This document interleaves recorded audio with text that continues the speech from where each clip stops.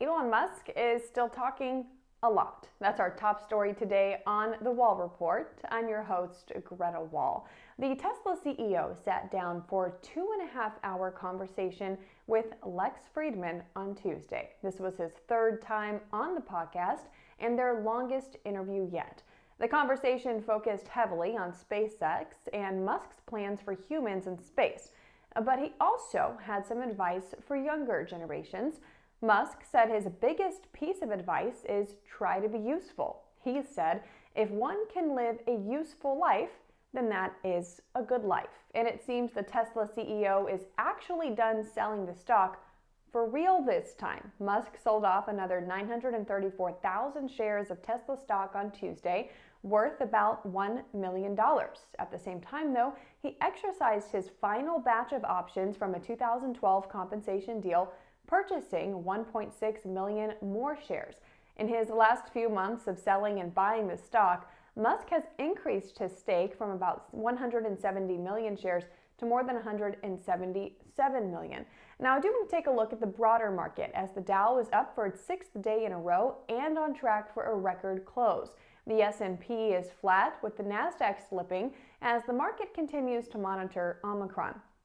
As of Tuesday, COVID cases in the U.S. hit a record 7-day average of more than 265,000 cases per day. Now that surpasses the previous high of about 252,000 daily average cases back in January. The peak comes as both Omicron and Delta are spreading across the country. Again, as of yesterday, Omicron was making up about 58% of the cases, with Delta still making up about 41%.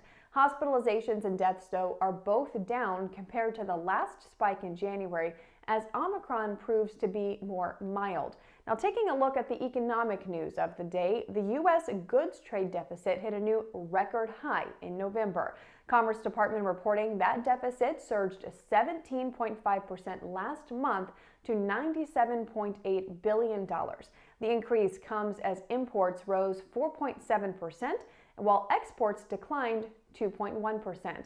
Trade has dragged on GDP growth for the last 5 quarters in a row as the U.S. economy opens faster than our global trading partners. Now, pending home sales also did fall unexpectedly in November. The National Association of Realtors reports the number of contracts signed to purchase a home last month tumbled 2.2%.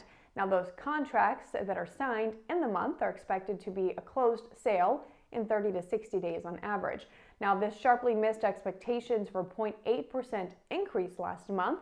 Economists say the unexpected drop is due to buyer hesitancy over high prices as supply in the housing market remains short.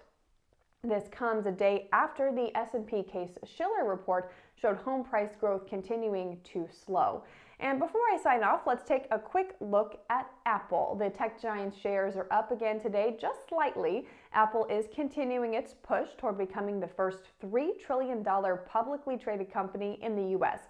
Shares are trading around $179 today. They need to close at $182.86 to officially hit $3 trillion.